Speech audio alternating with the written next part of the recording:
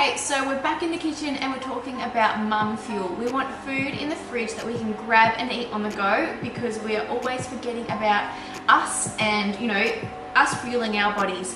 So I'm going to put together a quick and easy veggie frittata. I've got 250 grams of butternut pumpkin and they've been thinly sliced. Then I've got some zucchini, which I haven't used before, but I thought that I wanted to add a little bit more veg into my frittata. So I've sliced up one zucchini. I have a quarter of a cup of milk.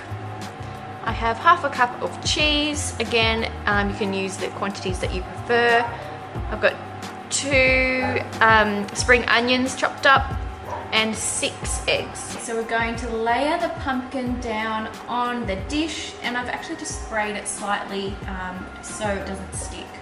I think the more veggies the better. You might have mushroom that you love, eggplant, and then if you have a bigger dish, you know, make a bit bigger version. I'm gonna layer more veggies.